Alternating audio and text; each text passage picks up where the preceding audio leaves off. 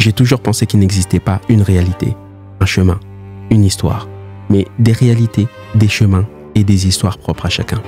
Là où tu vois une colline, un autre voit une montagne. Là où tu vois une montagne, un autre voit une colline. Nos histoires sont faites de décisions, de victoires, de déceptions et bien plus encore. Ce n'est pas parce qu'on ne vit pas la même chose qu'on ne peut pas se comprendre. Tout commence par un échange. Puis vient l'inspiration, l'identification, la prise de conscience et l'évolution. Et maintenant, découvrons ensemble chaque histoire.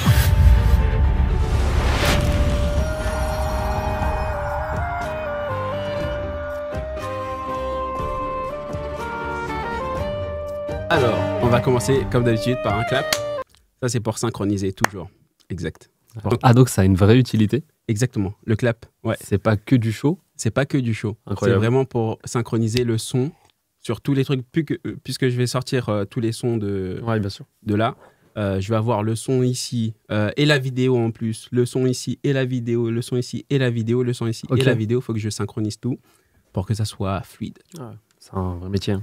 Que j'apprends petit à petit. Bah, écoute, Nouad, un plaisir de te recevoir. Plaisir partagé. Eh bien, merci.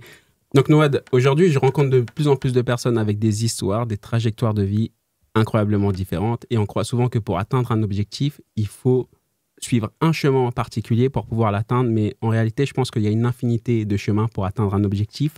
Et à chaque chemin, finalement, ces obstacles, il va y avoir également ces épreuves. Et ce qui va être finalement une montagne pour toi, pour moi, peut représenter une colline pour un autre. Et ce qui va être une colline pour toi ou pour moi va représenter une montagne pour un autre. Et ça reste des obstacles, ça reste des épreuves. Et ces histoires, finalement, qu'elles soient douloureuses, totalement chaotiques ou encore lumineuses, elles nous construisent et elles font de nous qui on est aujourd'hui. Et elles méritent finalement d'être partagées. Donc, c'est pourquoi je lance le podcast vidéo et audio. Alors, c'est quoi ton histoire? Donc, avec toi, Nouad. Mais pour commencer, il va y avoir une petite partie. C'est le speedrun question. Je vais te poser une question. Allez. Avec plusieurs propositions. Tu réponds le plus rapidement possible avec une petite partie justification. OK? Ok. Allez, je te suis. C'est parti. Ton prénom? Nouad, Ton âge? 30 ans. Ah, j'adore. Allez, Ta envoie. profession? Étudiant en médecine. T'es du matin ou t'es du soir? Je suis grave du matin. Pourquoi? Alors, je sais pas te dire pourquoi. Je pense que mon pic de cortisol est très efficace le matin. Et je chantonne quand je me réveille. Et le soir, par contre, à partir de 22h30, 23h, ouais, je suis une marmotte. C'est quoi ton petit plaisir coupable? Je dirais les jeux vidéo. Ah ouais? Tu joues beaucoup? Ouais, j'ai un petit péché mignon. J'ai pas quitté le collège sur ce point-là. Où tu sais, je sais pas si tu te rappelles, il y avait un jeu qui s'appelait Dofus. Ouais. Ah putain, Tu vois. j'ai un ami qui joue à ça. Et je suis dans la nostalgie de ce moment-là. Et du coup, j'ai pas quitté. Je comprends totalement. Mon petit péché mignon. Apprendre seul ou apprendre avec quelqu'un? Apprendre seul, mais transmettre. Ok. Parce que dès lors que tu transmets, tu te rends vraiment compte des failles de ta propre réflexion. Déjà, ne serait-ce que fait d'en parler, tu vois. Je te parle même pas d'avoir le retour de ton interlocuteur. Le fait d'en parler, tu vois, ce qui se pense clairement s'énonce clairement. Ouais. Et dès que tu vas mettre les premiers mots, tu te dis, ah putain, là, c'est pas logique. Ouais. Attends, ça veut dire qu'il manque un truc. Exactement. C'est la verbalisation, finalement. Et cet exercice est hyper enrichissant. Okay. Donc, j'ai envie de te dire les deux. Si j'ai le droit à dire les deux, Non, je petit déjeuner ou dîner? Petit-déj. Pourquoi? Parce que c'est un des trucs dont je peux pas me passer. Autant le soir, je peux ne pas manger. Le midi, ça m'arrive de zapper un repas. Mais le matin, tu vois, genre, c'est un truc carrément... Si je dois sortir, tu vois, je me lève à 7h30, je dois sortir à 7h45. S'il y a un truc que je dois nexter, ce sera jamais le petit-déj. Ok. Dans ces 15 minutes de prépa, il va y avoir 5 minutes de céréales ou tu vois, une connerie, tu vois. Mais il me faut ça avant d'attaquer le midi, tu vois. Genre, si j'ai pas mangé le matin, manger le midi, c'est trop bizarre. Ouais. Je comprends. Donc, si je me lève à 13h, il me faut un petit déjeuner, tu vois. Ah ouais, je vois. Donc, ouais, petit déj carrément. Quantité ou qualité? Qualité. J'ai voulu aller vite, je me suis mélangé. Ah, qualité. Complètement qualité en vrai. La qualité. Ouais. Ok. Pourquoi? Je pense que c'est essentiel. J'ai envie de te dire, moi, l'exemple là qui me vient naturellement, c'est les amis. Ça sert à rien d'avoir pléthore d'amis. On a connu le lancement de Facebook quand on était au collège et c'était la course à je dois avoir 1000 amis sur Facebook. Tout ça, c'est bidon. En vrai, il n'y a personne qui est là pour toi.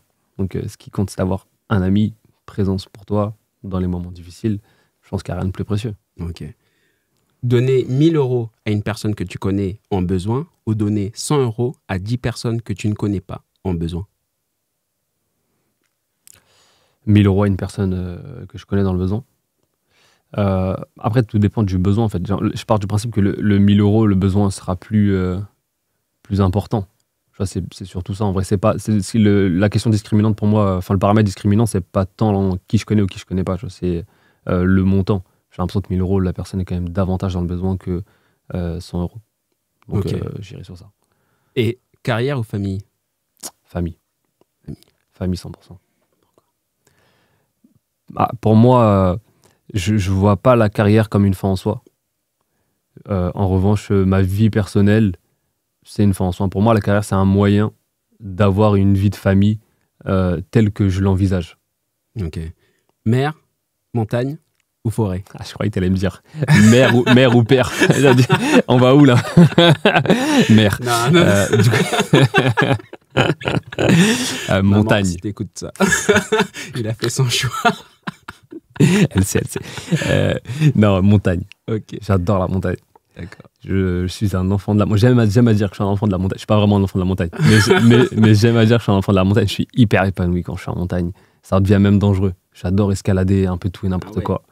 Et donc, vraiment, je suis complètement montagne. Je peux comprendre. Serrer la main ou faire la bise? Oh, la main. La main. On n'en peut plus de faire la bise, s'il vous plaît. Moi, je ne supporte pas ce geste. Je sais pas qui l'a imposé. Je sais pas à quel moment ça s'est fait. Il y a un moment donné dans l'histoire où je sais qu'on faisait des baises-mains. Oui. Je sais pas pourquoi, à quel moment ça a dérivé sur la bise. Ouais. Mais vraiment, serrer les mains. Trouver les mots justes pour consoler quelqu'un ou faire un câlin et se taire? Je suis très mot juste.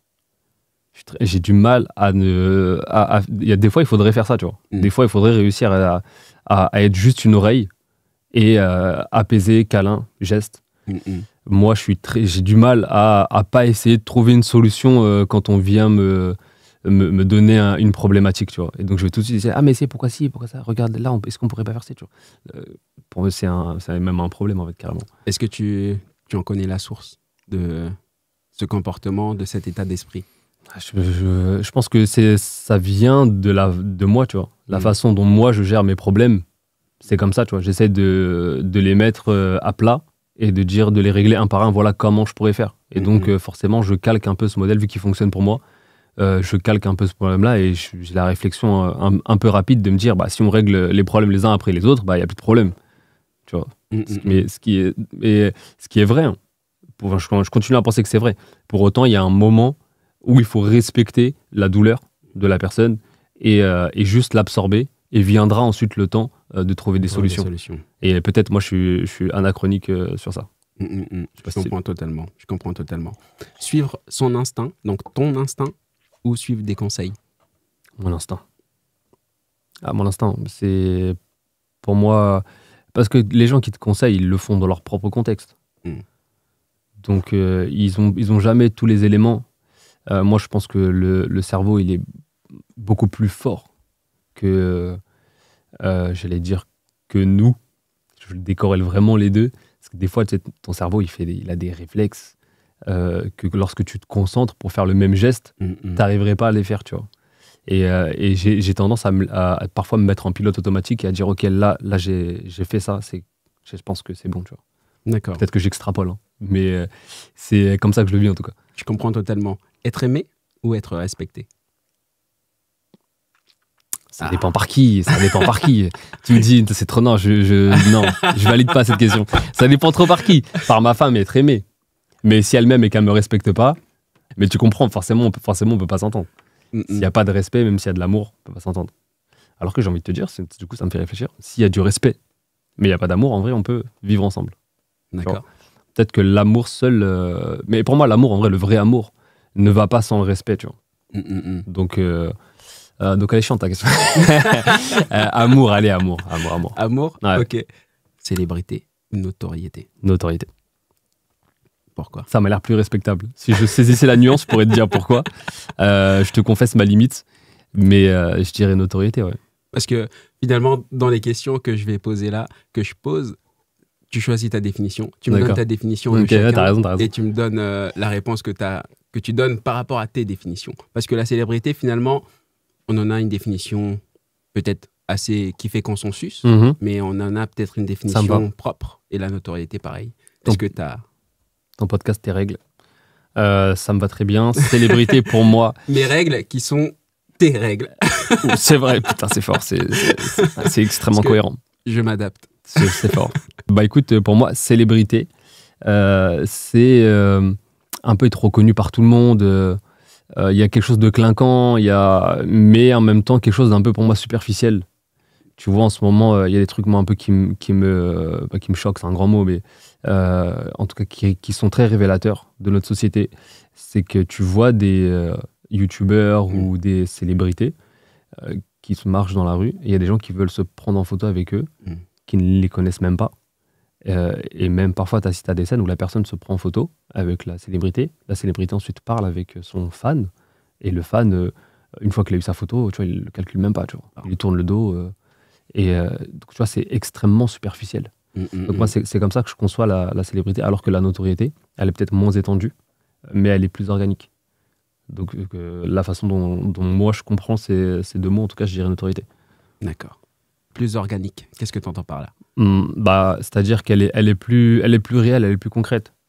Et que les gens respectent ce que tu dégages en ayant connaissance de qui tu es, tu vois, de ce que tu as accompli, et qu'ils ont du respect pour ça. Donc je pense que vraiment la différence, elle est vraiment dans le respect et la considération. Merci pour cette réponse. Merci à toi pour cette question. Pardonner ou tourner la page? J'ai une phrase de Dr House qui dit oublier, c'est le meilleur des pardons. Je sais pas à quel point c'est crédible comme source, mais en tout cas, je trouve qu'en vrai de vrai, oublier, c'est pas vraiment sain, tu vois. Parce que tourner la page, je suis passé à autre chose, ok, je le mets dans un coin de la tête et je passe à autre chose, mais c'est dans un coin de la tête. Et viendra le moment où ça va se ressurgir, parce que dans ce coin-là, tu vas mettre d'autres choses. Et au bout d'un moment, c'est comme sur ta chaise, au bout d'un moment, à force de mettre tes vêtements que tu as la flemme de plier, ça s'accumule. Et vient le moment où tu dois faire le tri. Exact. Sauf que c'est pas aussi simple, et souvent ça explose quand c'est comme ça. Donc pardonner, il y a un processus qui est plus actif, qui je trouvais plus sain. D'accord. Et pouvoir parler toutes les langues ou pouvoir comprendre toutes les émotions? Pouvoir comprendre toutes les émotions. On en revient à la qualité ou à la quantité, je pense, dans ce moment-là. Je préférerais largement, dans mon intimité, pouvoir comprendre les émotions de toutes les personnes qui m'entourent pour pouvoir y répondre, justement, que de comprendre tout ce que le monde entier me dit. Pour autant, ça serait un super pouvoir. Hein. Pouvoir de dingue. Ouais, pouvoir de dingue. Hein. Mais je dirais quand même les émotions. Pouvoir de dingue aussi. Carrément, carrément. Si tu pouvais revivre un seul jour, lequel ça serait? Un seul jour. Ça fait appel à des souvenirs, ça. Ah, c'est dur. C'est dur, je vais en vexer certains. J'en sais absolument rien. Mais là, c'est dans un choix, évidemment. Soyez conscients que c'est un choix sous pression, déjà, et on lui demande une seule réponse. Et en réalité, rien de personnel. Ouais, rien de personnel. En vrai, si je dois... On parlait tout à l'heure de l'instinct. Le truc qui m'est venu quand tu m'as dit ça, c'est le moment où j'ai validé ma PACES, ma première année de médecine. Cet instant est très très fort. C'est le résultat d'une... On en parlera sûrement, mais c'est le résultat de beaucoup, beaucoup d'efforts et d'un parcours qui est assez atypique. Donc pour moi, ça a été un moment très, très fort. D'accord. Et si tu pouvais dîner avec quelqu'un aujourd'hui, n'importe qui, de vivant ou de mort, qui ça serait? J'ai le droit à toute l'histoire de l'humanité? Tout. Zéro contrainte. Oh là là, qu'est-ce que j'ai envie de te dire? J'ai envie de te dire, soit Adam, premier homme sur Terre. Pourquoi? C'est fou, de pouvoir parler avec lui, ça serait dingue. Sur le premier homme sur Terre, à considérer que ce soit lui le premier homme sur Terre, je ne contrarie aucune obédience. Mais en tout cas, ce serait un truc de cet ordre-là. D'accord. Spirituel. Non, de l'histoire. D'accord. C'est pas, sinon, je t'aurais dit, je suis de confession musulmane, sinon je t'aurais dit le prophète Mohammed, sallallahu alayhi wa sallam, si c'était purement spirituel. Non, là, vraiment, c'est littéralement le premier homme sur Terre. Qu'est-ce qu'était le monde à ce moment-là, quelle est la vie à ce moment-là, à quoi ressemblent les hommes à ce moment-là, ils sont où les singes, tu vois, pour moi, c'est fou, tu vois. Je vois totalement. Et demain, je t'offre, ou on t'offre, c'est pas vrai, hein, mais on J'imagine. Imagine, fonce dedans. Demain, on t'offre une semaine, zéro contrainte, rien du tout, nada, walou. Imagine toutes les contraintes possibles, souffle-les, plus rien. Ouais. Tu fais quoi? Franchement, qu'est-ce que je fais? Franchement, pas grand-chose. Chill. Genre là, j'ai aucune obligation de quoi que ce soit. Je pense que je me détends. J'évacue la pression. Je fais un vrai moment off. Parce que tu vois, quand tu es dans ma situation, moi je suis encore étudiant en 6e année, à 30 ans révolus. J'ai passé ma vie à l'école. Aujourd'hui, je suis entrepreneur. J'ai mon cerveau qui est jamais en pause, tu vois. Et même quand je suis en repos, j'ai des idées qui me viennent. Je réfléchis à ce que je vais faire lorsque j'aurai terminé ce repos. Et donc, je profite jamais réellement de ce moment-là, tu vois. Quand je révise pas, je culpabilise de pas réviser. Et donc, finalement, tu vois, c'est jamais du vrai repos. Donc, je te dirais me reposer. Ouais.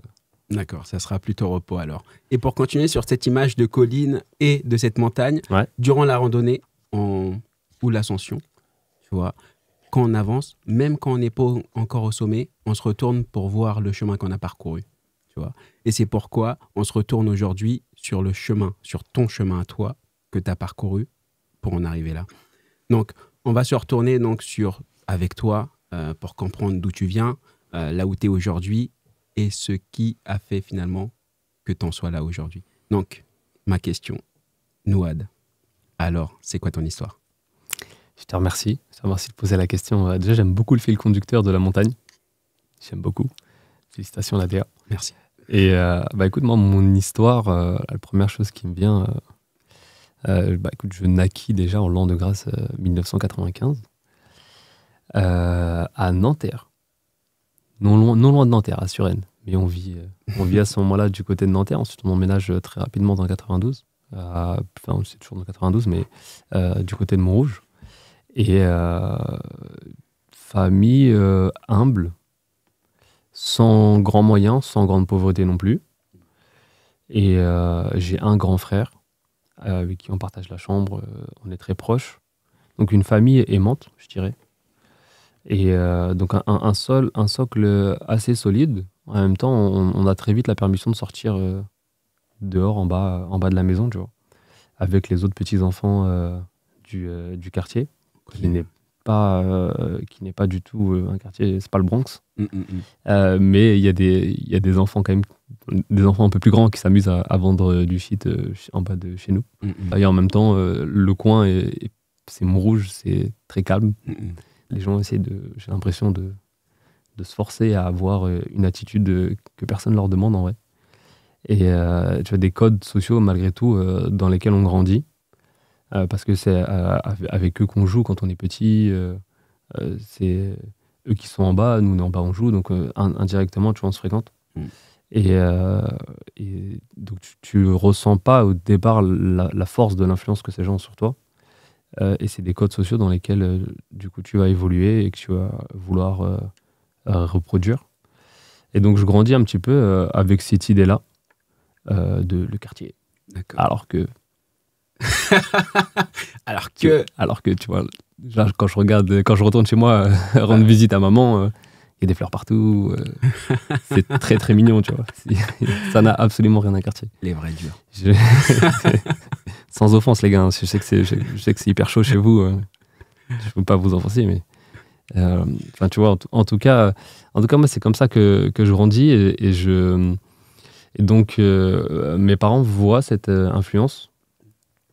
Et donc quand j'arrive au collège, ils veulent me séparer de tout le monde, avec ceux avec qui j'ai grandi, qui vont tous partir à l'école publique. Et ils me mettent, eux, dans un privé catholique. Ils s'endettent pour ça. Et les deux sont juste à côté. Et donc, c'est vraiment en bas de la maison. Ce qui a causé beaucoup de retard. Parce que quand tu es en bas de la maison, tu es toujours en retard. Ouais. Je sous-estime le temps tout le temps. Ouais, exact. mais du coup, moi, c'est une séparation que je ne vis pas très bien. Parce que c'était mes amis, je voulais rester avec eux, tu vois. Aujourd'hui, je les remercie énormément et je rentre dans une école catholique. Moi, je suis de confession musulmane. Je connais bien le catholicisme parce que mon papa est converti. Donc on allait fêter Noël chez ma mamie quand on était petit. Donc pour moi, j'ai entre guillemets baigné un peu dans les deux religions. Mais pour autant, j'arrive dans un univers où il n'y a pas beaucoup de gens qui me ressemblent. Et avec cette mentalité de quartier, eux, c'est un peu les petits riches. Et donc, je suis...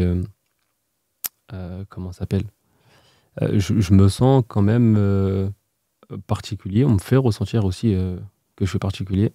On m'identifie beaucoup en tant que Marocain. Alors que je suis franco-marocain. Mon papa, c'est pas juste les papiers. Hein. Ouais, bah oui.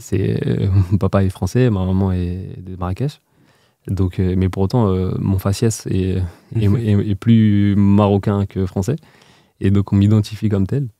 Et donc, moi, à force de me dire que t'es marocain, je finis par y croire. Tu vois.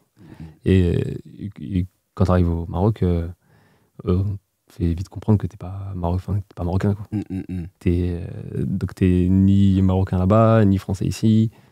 Je suis dans un quartier qui est pas un quartier. Je me construis dans entre deux chaises à chaque fois, tu vois. Je suis un peu entre deux mondes à chaque fois.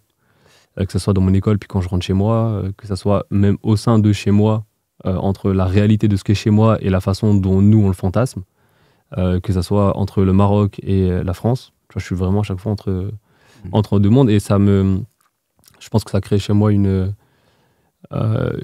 force dans l'adaptation, de pouvoir jongler entre ces mondes à chaque fois, pouvoir m'adapter à chaque fois à mes interlocuteurs.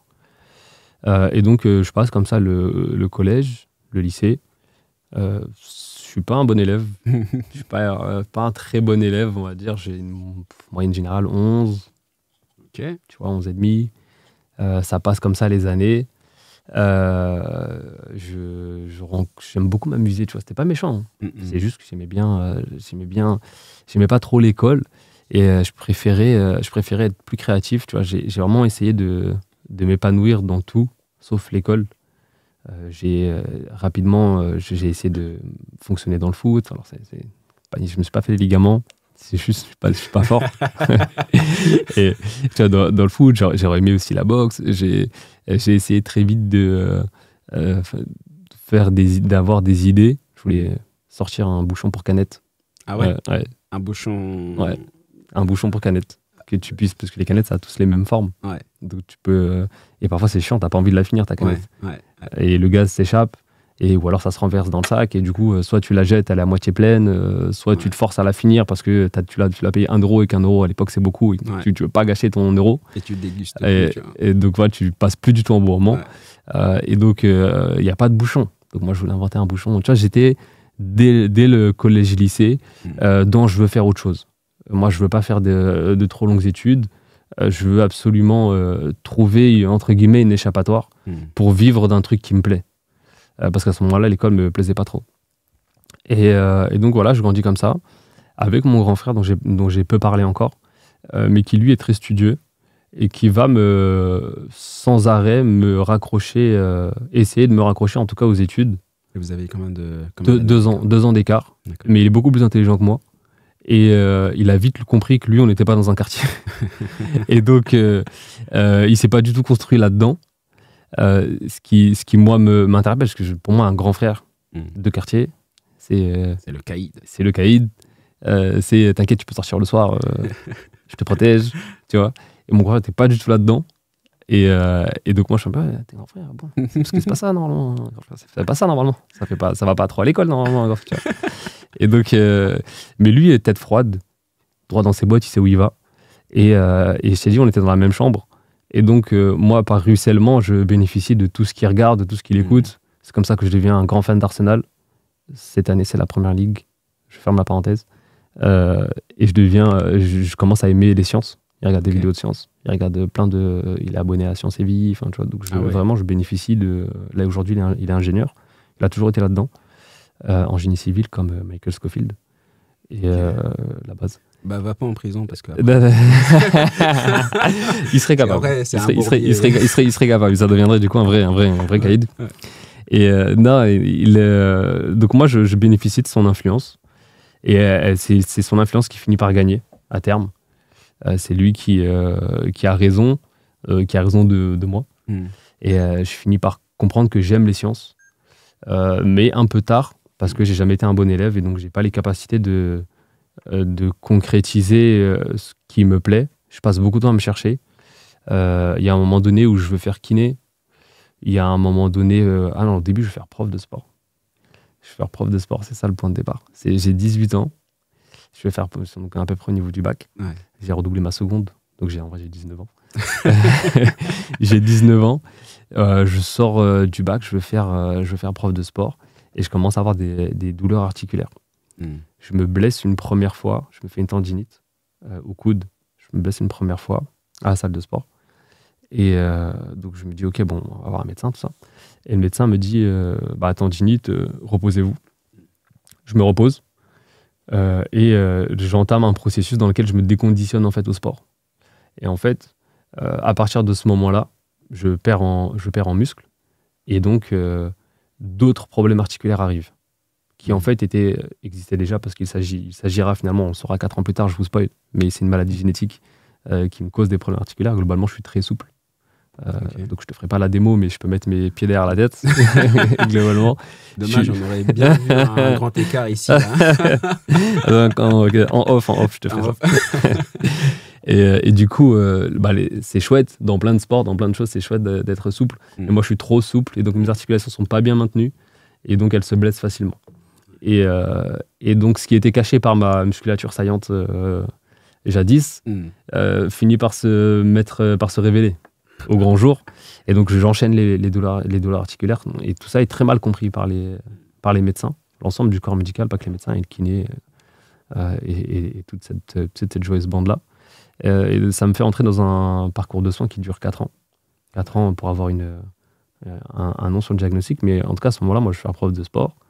On m'explique que je pourrais pas parce qu'il faut que je fasse TAPS et qu'avec mes douleurs articulaires, je peux pas. Je me dis, ok, je vais faire kiné.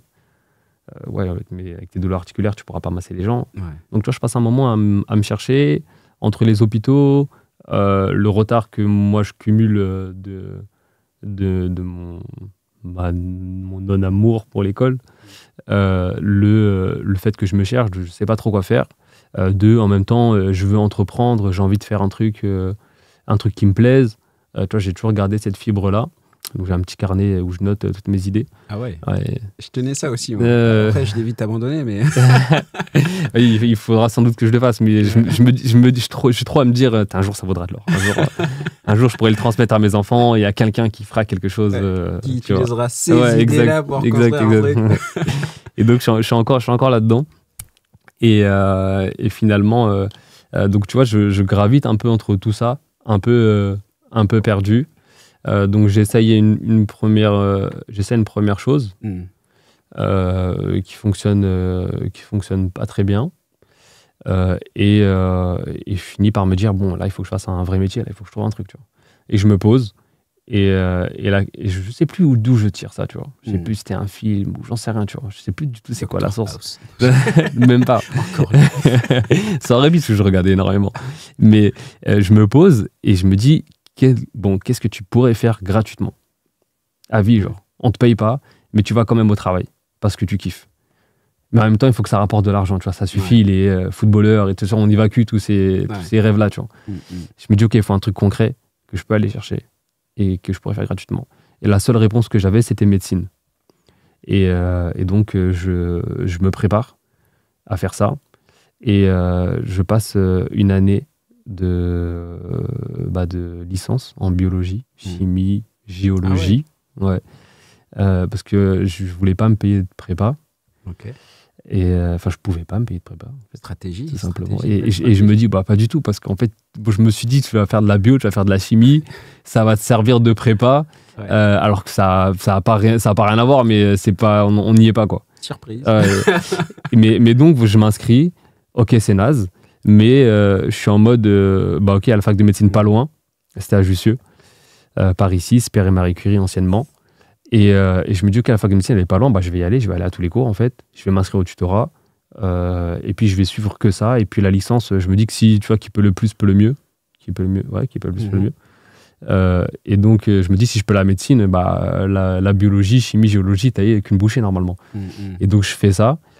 Et je suis les cours, je suis les concours blancs, tout va bien, je suis étudiant incognito, je suis jamais inscrit, tu vois, mais je mets un nom comme ça, je finis par me faire des potes et il y en a qui assistent pas au concours blanc, donc ils me donnent leur numéro, je mets celui-là et puis c'est tout, tu vois. Et puis ça passe très très bien, il n'y a pas de vérification à ce moment-là, tu vois. C'est là qu'on se rend compte qu'en vrai, on a un accès à la connaissance qui est fou. Tu vois, n'importe qui peut rentrer dans un amphi de médecine et recevoir la connaissance, tu vois. Ouais. Donc on a vraiment des leviers qui sont fous en France, et je te cite ça, mais il y en a 1000 autres. Et donc en tout cas, moi, c'est la voie que je décide de prendre. Et quasiment à 2 doigts, je fais tellement ça qu'à 2 doigts, je rate la biologie.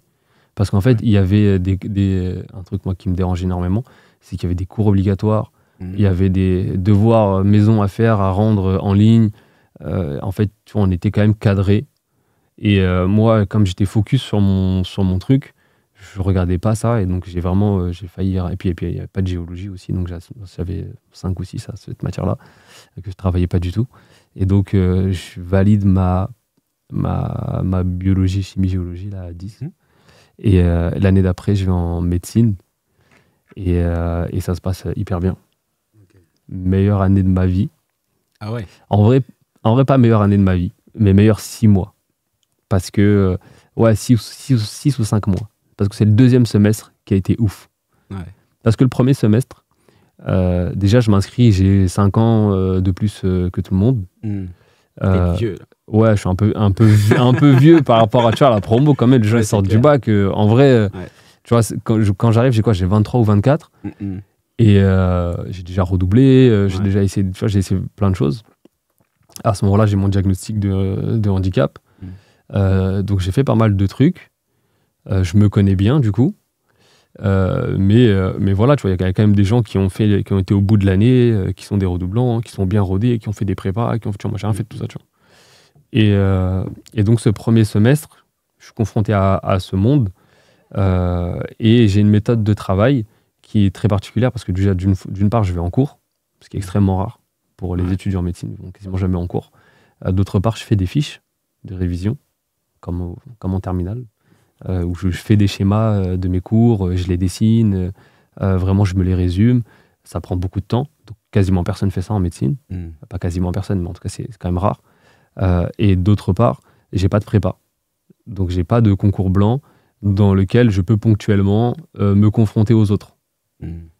Et donc j'ai une méthode qui est différente, et j'ai rien pour l'évaluer.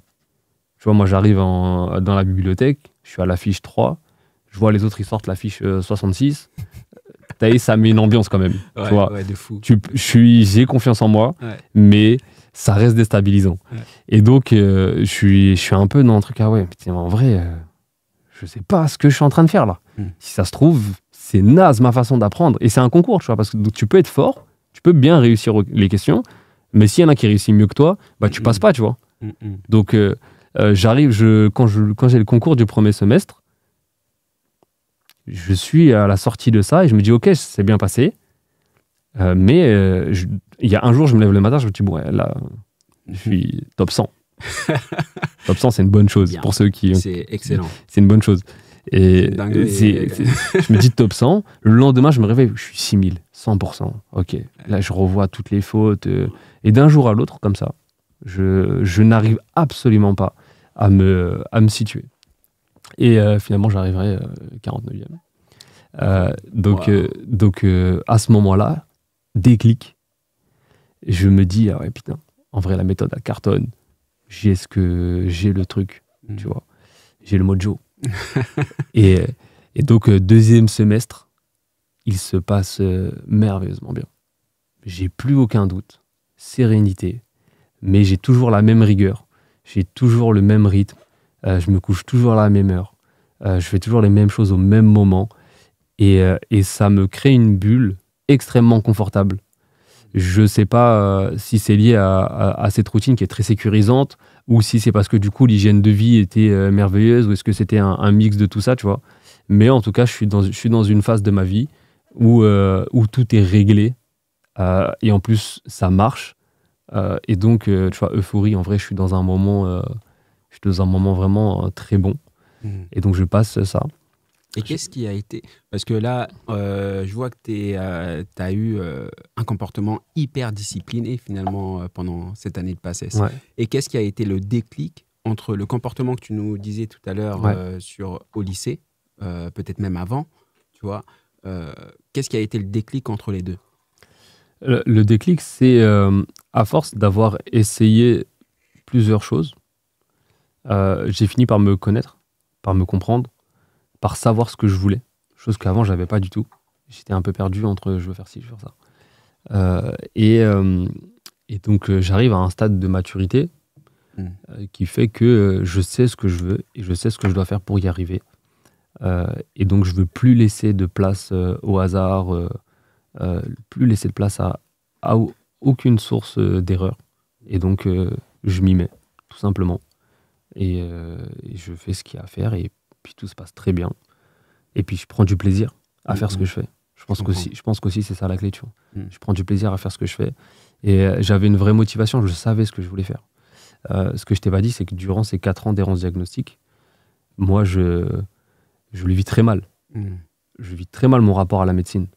Parce que je vois tellement de médecins, je recommence mon histoire médicale à chaque fois, donc j'oublie parfois des informations, ou alors simplement je ne ramène pas ma radio, donc les consultations sont à rallonge, je vais voir un autre professionnel, ça dure 4 ans, c'est très frustrant.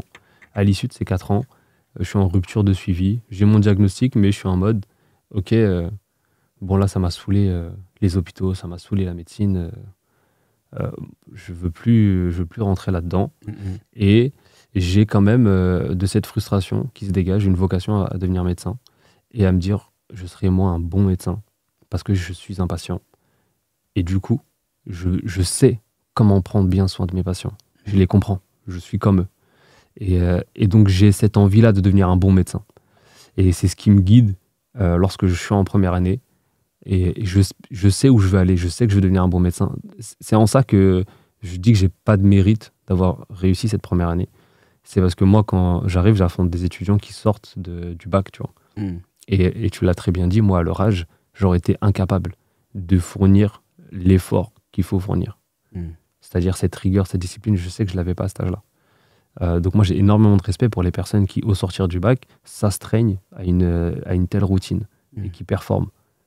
Pour moi, c'est impressionnant. Moi, j'arrive à 23 ans, je suis passé par toutes ces épreuves. Tu vois, limite, c'est logique que ça se passe mieux, tu vois. Donc, je suis peut-être un syndrome de l'imposteur, c'est impossible. Mais en tout cas... Je pense que... en tout cas, je tempère mon succès dans cette année-là. J'en parle en rigolant, mais en vrai de vrai, je tempère largement mon succès dans cette année-là parce que pour moi, j'arrive à un stade de ma vie où forcément c'est plus facile pour moi, tu vois. Et dans ce que tu témoignes quand même, a priori, tu t'es donné les moyens pour arriver là où tu es aujourd'hui, tu as cherché, tu t'es rendu compte que ça te plaisait pas, ça te plaisait pas. Finalement, même quand ce sont des réponses négatives, entre guillemets, ça me plaît pas, ça reste une prise de décision, ça reste une prise de conscience que tu as qui te permet d'aller vers d'autres choix et de faire d'autres décisions et de faire d'autres actions pour arriver à... Bien sûr. Dans cette catégorie d'échecs, comme beaucoup de personnes, j'ai travaillé en parallèle de mes études. J'ai essayé de travailler. J'ai cherché du travail et j'en trouvais. J'étais hyper fort. Monsieur 100%. Il faut savoir ça. Je n'ai jamais raté un entretien d'embauche. Dès lors que mon CV, alors j'ai envoyé des CV et ça n'était pas pris, mais dès lors que mon CV est pris, que je suis reçu en entretien d'embauche, je suis tout le temps pris. La fraude je suis vraiment une giga fraude. Genre, quand je te dis je sais m'adapter, je vais te dire ce que tu veux. Et ça va bien se passer. Tu vas aimer ce que je vais te dire et tu vas me prendre. Ah ouais. C'était tout le temps comme ça. Après, à l'arrivée, c'était un peu plus compliqué. Ouais, parce qu'il fallait exécuter. Alors, s'il fallait exécuter. Et là, la fraude se révèle. Non, mais en vrai, tout simplement, c'est des métiers qui me plaisaient pas. Tu vois. J'ai travaillé à Zara. Je plie hyper bien parce que j'allais souvent au lavomatique. Pour un moment, je plie hyper bien. Ah ouais. Et donc, à Zara, je me suis dit, ouais, si c'est fait pour moi, c'est cool, tu vois. Je vais bien plier les vêtements, je vais bien renseigner les gens, je suis solaire, j'aime bien parler avec les gens, tu vois. Ouais. Tu vois, pour moi, c'était ça, tu vois. Et en fait, c'est une machine. C'est un rythme. Il faut y aller, tu vois. Et moi, ça me convient pas. Tu vois, quand je te dis, il y avait des cours obligatoires à la fac, c'était pas pour moi. Ouais. Ce que j'ai aimé, moi, en médecine, c'est vraiment, c'est bonjour à la rentrée, et on se revoit au concours. Entre les deux, vous faites ce que vous voulez. Et c'est cette autonomie-là, moi, qui a fait ma force. Et donc, j'ai du mal un peu avec la cadence qu'on essaye de m'imposer. Et donc, je me fais virer au bout d'une semaine, période d'essai à Zara. Parfois, ça a été 3 jours dans d'autres structures, mais j'ai fait, je pense, une dizaine de travaux. J'ai un record, c'est qu'en un mois, j'ai fait 6 jobs. Ah ouais. En un mois, j'ai fait 6 jobs et à chaque fois, pendant 2-3 jours, je vais travailler à la caisse. Ok, non, ça ne matche pas. Je vais travailler à vendre des bonbons, je ne sais plus comment s'appelle l'enseigne. Ça ne matche pas. Il y a une fois, à Histoire d'Or aussi, une fois, je ne sais pas si on peut citer des marques dans le podcast. Il n'y a pas de publicité ici. Il y en a eu 2 là, il en manque plus qu'une troisième. Ouais, la dernière, c'est Jeff de Bruges. Je crois que c'est ma dernière expérience. Et ça se passe bien. Il y a du chocolat. Et ça se passe bien. Mais je me fais quand même virer. Ah ouais, alors parce qu'au bout d'un mois, record déjà, je tiens un mois. Ouais. Au bout d'un mois, il y a une dame qui rentre dans la boutique, une cliente. Et c'est la première fois que j'ai la boutique pour moi tout seul. Où je suis chargé d'ouvrir la boutique. Responsabilité, je prends en grade. Exact. Et en fait, et cette dame-là qui rentre, c'était pendant Noël, la période de Noël. Elle vient, elle me dit « Ah, bonjour, alors les filles sont pas là ?» C'était 2 filles qui étaient mes responsables. « Alors les filles sont pas là, machin ?» Je dis « Non, voilà, je suis tout seul à la boutique. » Je dis « Ah, elles vont bien ?» Je dis « Oui, elles vont bien. » Tu vois, je me dis « C'est une habitude, tu vois. Ouais. » Et elle me dit « Je viens faire les courses pour Madame Leroy, comme d'habitude. Je vais vous prendre un panier, ce panier-là. » Et en fait, elle me parle. Elle m'embobine le cerveau. Elle me dit écoutez, moi je suis la responsable de je sais plus quelle boutique. Elle me dit, on va dire Zara à Montparnasse. Je repasserai tout à l'heure. Madame Leroy passera pour vous payer tout à l'heure. Moi je suis là, ok, d'accord, oui, oui, bon, si vous voulez, d'accord. Bonne journée. La meuf, elle a pris 5-6 paniers de chocolat de Noël. Je vois le truc arriver. Le panier, il est à 50 balles. Tu vois, elle a pris, je sais pas, 200 € de chocolat. Elle est jamais revenue. Je lui dis, j'en parle au responsable, je leur dis, ouais, il y a la dame de Madame Leroy qui est passée. En plus, moi, je suis content dans ma tête, je fais une vente, tu vois.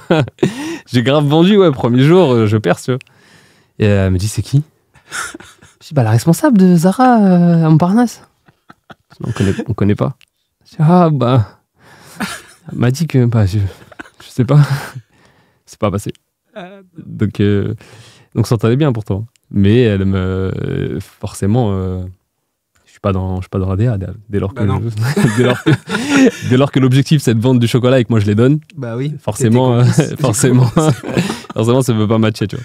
Donc ouais, je perds mon job. Mais en fait la ligne rouge entre, je sais pas si on peut dire la ligne rouge, mais en tout cas le fil d'Ariane, peut-être c'est plus joli. Ouais, entre toutes ces histoires, c'est que j'étais dans des endroits qui me plaisaient pas. J'étais pas épanoui. Moi, j'ai énormément de respect, sincèrement, premier degré, pour toutes ces personnes qui exercent ces métiers, dans la vente, dans le commerce, à la caisse. Moi, j'en suis sincèrement incapable. J'ai essayé, et j'en avais besoin, parce que j'avais besoin de sous. J'en suis parfaitement incapable.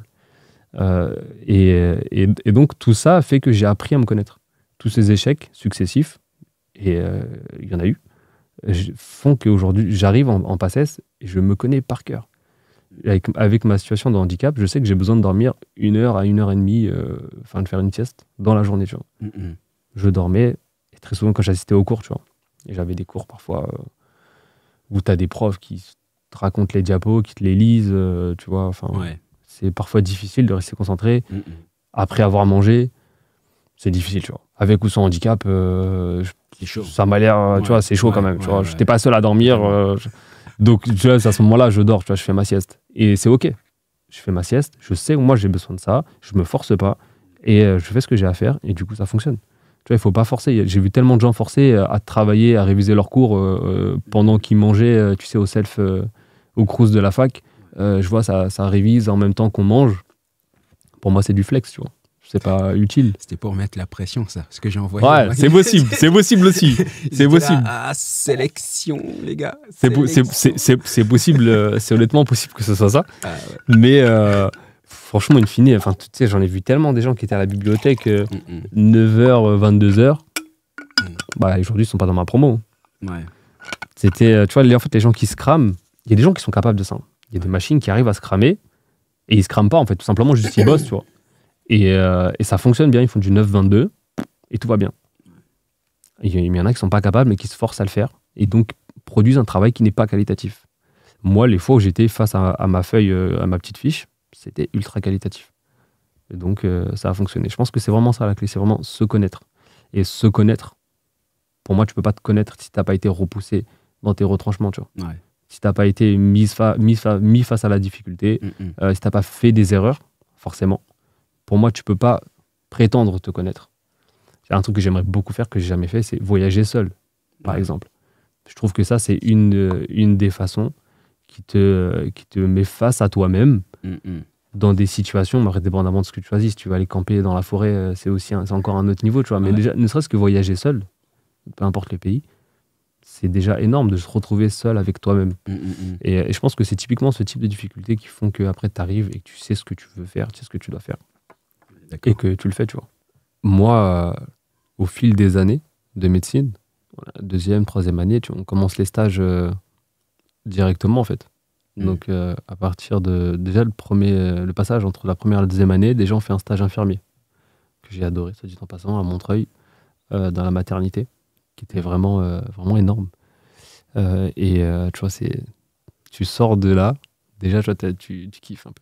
Tu te mets ton stéthoscope autour du cou, t'es dans Dr House, tu vois. Et bon, très vite, tu comprends que c'est un truc de petit, tu vois. Ouais. Les vrais médecins, ils font pas ça. C'est vraiment les étudiants qui veulent flex, qui mettent leur stéto comme ça, tu vois. Donc déjà, t'es repéré très facilement quand t'as ton stéto comme ça, donc on sait que t'es un étudiant, tu vois. Sauf les patients t'appellent docteur très très vite. Ouais. Ils savent pas. Ouais, bah oui, et ils t'appellent docteur, t'as un stéto, ils t'appellent docteur, tu vois. Donc déjà, c'est cool pour l'ego. Et en plus, à la maternité, on entendait des codes rouges, ça ouvre les portes, bam, césarienne, non, il faut tu vois. Donc ça te met dans une ambiance vraiment très série télé. Ouais. Donc c'est très chouette, mais ça te permet aussi de voir rapidement la réalité du terrain, tu vois. Première année, ça commence comme ça déjà. Deuxième année, tu as aussi des stages ponctuels. Troisième année aussi. Et à partir de la quatrième année, tu es en stage tous les matins de 9h à 13h.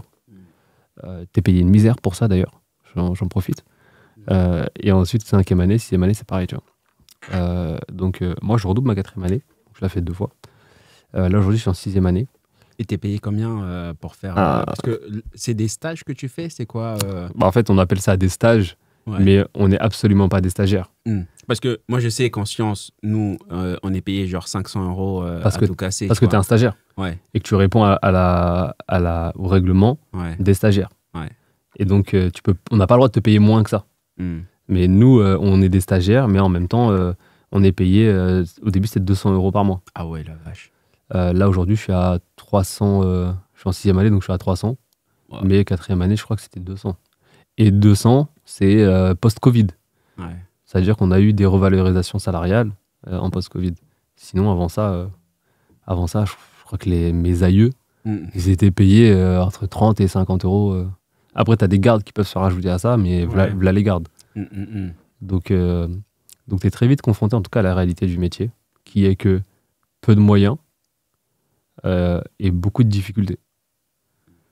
Et en fait, moi, ce que j'entendais pas à mon époque, je te disais tout à l'heure que certains des constats que je faisais n'avaient pas changé et que d'autres s'étaient aggravés.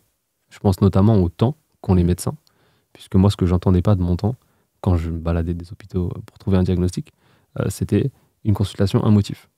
Donc, si toi tu viens en tant que patient pour soigner ton genou, commence pas à me parler de tes lombaires. tu veux parler tes lombaires, tu vas prendre une deuxième consultation. Et ce qui est normal, tu vois, sans jeter la pierre au médecin, c'est logique. Mécaniquement, on a de plus en plus de patients, population vieillissante, donc de plus en plus malade, et on a de moins en moins de médecins.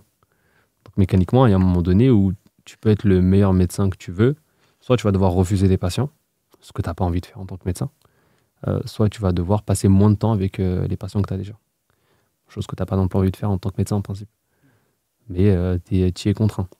Et donc, moi qui me lance dans les études de médecine, avec l'objectif d'être un bon médecin pour traiter correctement les patients dont je fais partie, je comprends que ce n'est pas suffisant, être un bon médecin. Parce que je serai soumis à cette même règle. Et que le problème, il est structurel. Donc, je pense une solution qui soit à la hauteur de ces enjeux. Une solution qui permette aux patients d'avoir des informations qu'ils ne peuvent pas avoir dans les consultations. Parce que quand tu n'as pas le temps, en tant que médecin, de traiter ton patient, au premier rang de sacrifier, tu as la prévention et l'éducation thérapeutique. Nécessairement, tu vas passer moins de temps à expliquer au patient la façon dont il doit comprendre sa maladie, ses traitements, etc. Parce que tu as moins de temps. Et donc, moi, je travaille aujourd'hui, et c'est là que ma fibre entrepreneuriale me rattrape, et que je reconnecte un petit peu à la fois ma passion pour la médecine, et à la fois mon goût pour l'entrepreneuriat, mon goût pour la liberté dont je te parlais, et qui m'a guidé finalement tout au long de mon expérience. Liberté financière que tu cherchais? Non, la liberté dans l'exercice de mon métier. Vraiment, pas tellement financière, parce qu'en vrai, en tant que médecin, tu es bien payé. Si c'était le souci, j'ai envie de te dire, c'est plus risqué de devenir entrepreneur que de s'investir à fond dans sa médecine et ouvrir un cabinet de médecine libérale. Tu fais des injections de médecine esthétique. Tu vois, enfin, l'argent en soi, tu peux aller le chercher. La vraie question, c'est qu'est-ce que toi tu veux faire, quelle valeur ajoutée tu veux avoir pour la société. Je te disais que je voulais être du côté de la solution. Et pour moi, la solution, elle est structurelle. Parce que le problème, il est structurel. Et donc, je réfléchis à mon vécu. Je réfléchis à aujourd'hui ma profession. Et donc, je mets à profit finalement mon expérience de patient et mon expérience de professionnel pour avoir en fait simplement l'outil que moi, j'aurais aimé avoir en tant que patient et celui avec lequel j'aimerais travailler plus tard en tant que médecin. Et je me dis, moi, j'ai eu ces problèmes-là. Ils sont cohérents avec la pratique médicale que j'ai connue. Donc la solution, elle est là. Elle est dans mon expérience. Et moi, ce qui m'a manqué, c'est un outil qui me permette de prendre en charge ma santé. Comment? Tout simplement en apportant les réponses que les patients se posent. Parce que quand on est un patient et qu'on ne peut pas avoir les réponses de prévention ou d'éducation thérapeutique pendant les consultations, on se retrouve seul. Et seul, en général, on va taper sur Internet, on va regarder on va taper nos symptômes, on va regarder ce qu'on a. Très facilement, on tombe sur Doctissimo, fièvre, mal de tête, t'as un cancer, tu vois. Et donc, on est seul face à cette jungle de la surinformation et on est incapable d'avoir une information qui soit fiable, loyale et personnalisée pendant les consultations, parce qu'on n'a pas le temps. Et en dehors, c'est pareil, c'est pas possible. Donc, il faut un outil d'analyse médicale personnalisée qui s'adresse aux patients en des termes faciles, simples à comprendre et qui soit également à la disposition du médecin pour lui faire gagner du temps sur l'analyse des données de santé des patients.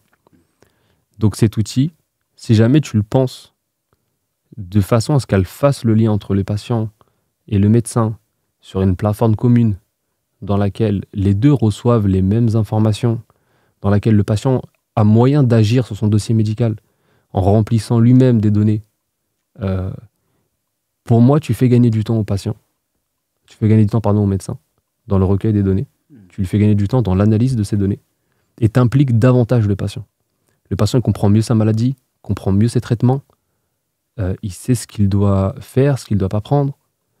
Et donc, quand le médecin va venir ensuite pour finaliser le travail, en fait, il le fait sur un patient dont le terreau est fertile, qui est plus engagé dans sa pratique médicale. Et donc, c'est forcément plus efficace. Donc, je ne te dis pas qu'on règle tous les problèmes, mais en tout cas, on vient apporter une solution à ce manque de temps. Et on vient apporter une solution à ces patients qui se posent des questions sur quel vaccin je dois faire, quel dépistage je dois faire, quels sont mes facteurs de risque face au cancer évitable, quels sont mes facteurs de risque cardiovasculaires, et comment est-ce que je devrais les prendre en charge. Et donc, on vient leur apporter ces réponses, on apporte les mêmes aux médecins, et on permet aux deux d'échanger de manière plus saine. Parce qu'aujourd'hui, un des soucis qui m'a beaucoup été fait remonter, que je constate également, c'est que tu as des patients en fait, qui viennent, qui ont déjà le diagnostic. Ils sont en mode, ok, moi j'ai tapé ça sur Internet, et évidemment, ils vont prendre le diagnostic à la fois le plus rare et le plus dangereux. Et je suis sûr, j'ai un cancer, docteur, non mais je connais, et en fait, ils connaissent mieux que nous, tu vois. Et en fait, tu as un bagage que tu as acquis dans des études de médecine, dans ta pratique, qui se confronte à un bagage fantasmé, généré par la peur, et ce qui est normal, tu vois, en tant que patient, c'est logique, tu t'inquiètes de ce qui peut t'arriver de plus grave. Et donc, forcément, ces deux bagages-là se confrontent et ça ne matche pas. Moi, j'ai beaucoup de témoignages de médecins qui sont lassés d'être en bataille avec leurs patients et qui sont un petit peu dégoûtés de la pratique médicale, de ce qu'elle devient. Aujourd'hui, avec l'IA, ça prend de plus en plus de place et certains médecins ne se voient plus pratiquer la médecine de cette façon. Moi, je pense que l'IA, c'est une bonne chose. C'est un bon outil. Je pense que c'est comme tous les outils. Il dépend de la façon dont tu l'utilises. Et que dans tous les cas, aujourd'hui, l'IA est là. On a d'ores et déjà des patients qui s'en servent. Et donc, c'est un train que la médecine va prendre. C'est un virage que la médecine va prendre qui est déjà, à vrai dire, en train de le prendre. Donc, pour moi, la solution, elle n'est pas de rester passif face à ça. La solution, pour moi, c'est de le prendre cet outil en main et d'en faire un outil qui soit sain, qui laisse la place au médecin en lui faisant remonter des suggestions, des recommandations simplement qui font écho aux recommandations officielles de la Haute Autorité de Santé et charge à lui ensuite de prendre sa décision. Un exemple simple, on a des médicaments qui sont en contre-indication relative de certaines maladies. La BPCO, par exemple, c'est le fait d'avoir fumé pendant trop longtemps, on a des problèmes de poumons.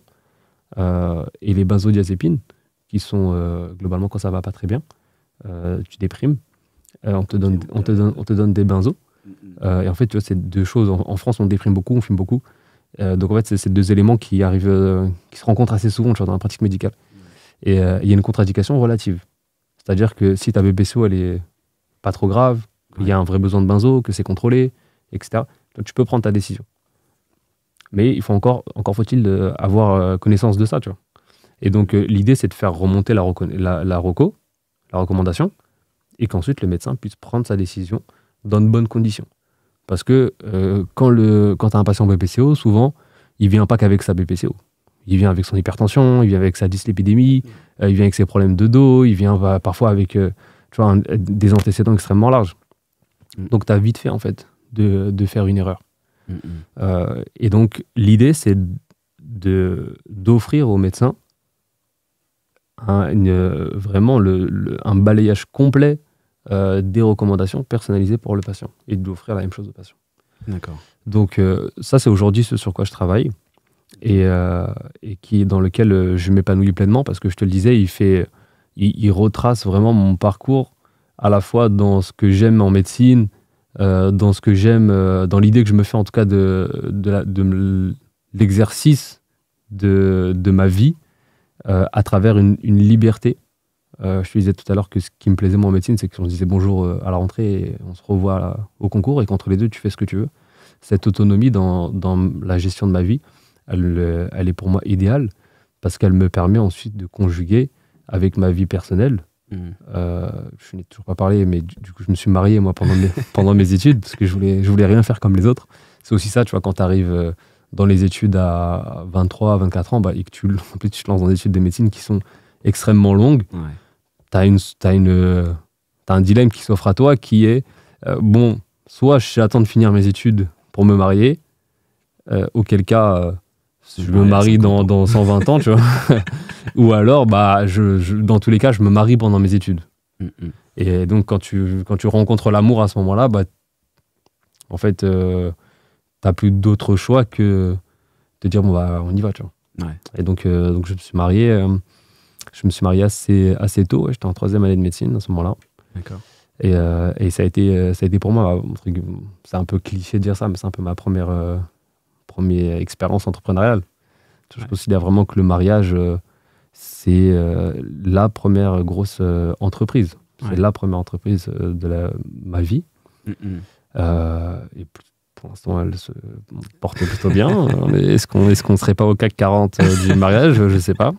Mais en tout cas, ouais, ça se porte plutôt bien. On s'accompagne tous les deux. Mm. On a un support mental, psychologique pour tout. Parce que dans l'entrepreneuriat, dans la médecine, c'est difficile quand t'as pas un socle fort. Et moi, c'est mon socle fort, avec ma famille aussi, avec laquelle je suis très proche. Et pour moi, c'est essentiel de pouvoir faire graviter mon entrepreneuriat, ma vie personnelle, autour de ça. Ouais. Et c'est pour ça aussi que j'aime cette autonomie. Et donc, pour moi, l'entrepreneuriat s'inscrit vraiment là-dedans. Et donc, c'est difficile de le faire en même temps que la médecine. Mais en même temps, c'est tellement cohérent à la fois avec mes études et à la fois avec mon parcours qu'en vrai, ça s'inscrit très naturellement. D'accord. Et comment tu fais pour gérer le temps, justement, entre... Parce que je pense que plus on grandit, plus on évolue vers des âges avancés, plus il y a des paramètres qui rentrent en jeu dans notre vie. Et comment, alors, tu divises ton temps en fonction de ces paramètres? Comment tu arrives à gérer ton temps, par exemple, là, entre ta vie privée avec ta femme, avec ta famille, avec tes parents, ton frère, avec l'entrepreneuriat, la médecine, etc. Comment tu arrives à gérer tout ça en même temps? Bah, en fait, c'est une très bonne question. Je pense que c'est un gros sujet pour beaucoup d'entrepreneurs. L'équilibre vie perso et vie pro. Moi, ce que je fais, c'est que j'inclus beaucoup les miens dans mes aventures.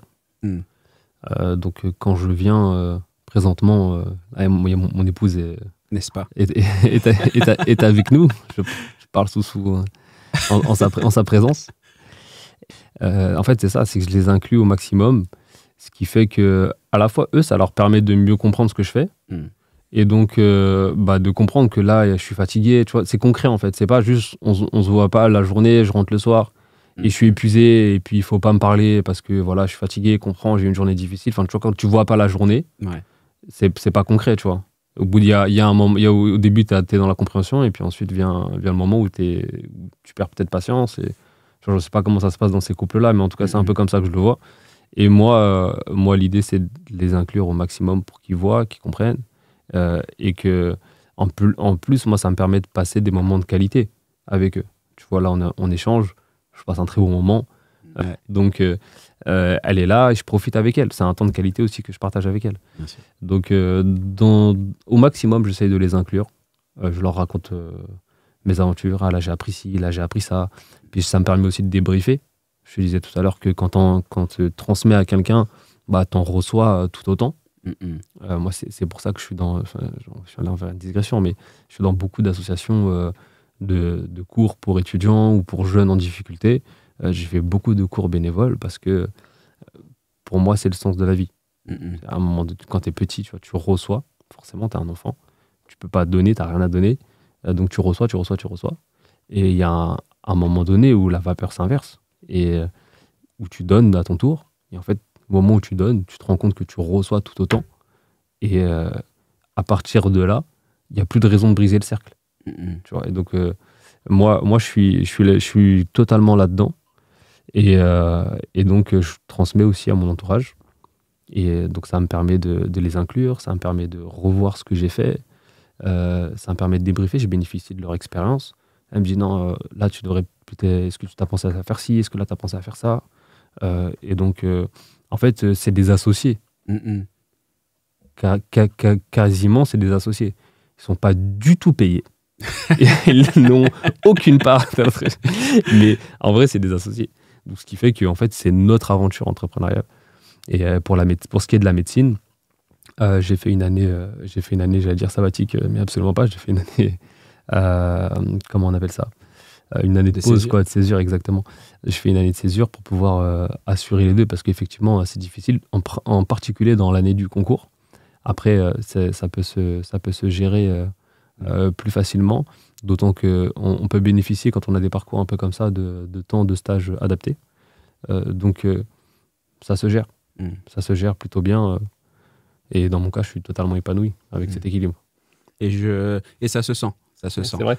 Totalement, totalement. Et on a parlé pas mal de liberté tout à l'heure, justement, la liberté dans ce que tu fais. Comment tu définirais finalement, est-ce que même toi, tu trouves une différence entre la liberté, l'autonomie et l'indépendance? Une très bonne question. Déjà, pour définir la liberté, je pense que je ne vais pas être très original, mais pour moi, la liberté, c'est juste de choisir ses propres chaînes. On n'est jamais libre au sens, j'allais dire, premier du terme, dans lequel tu fais, sens absolu, dans lequel tu fais tout ce que tu veux, où tu veux, quand tu veux. Si tout le monde fait ça, finalement, la liberté des uns écrase celle des autres. Et donc, au final, je crois que c'est Rousseau qui étudiait ça, très bien. Donc, cette liberté-là, pour moi, n'existe pas. Donc, vraiment, c'est celle de choisir ses propres chaînes. Et en ça, c'est excellent d'être en France. Ça offre cette possibilité-là d'une belle façon, je trouve. Maintenant, la différence liberté, autonomie, indépendance.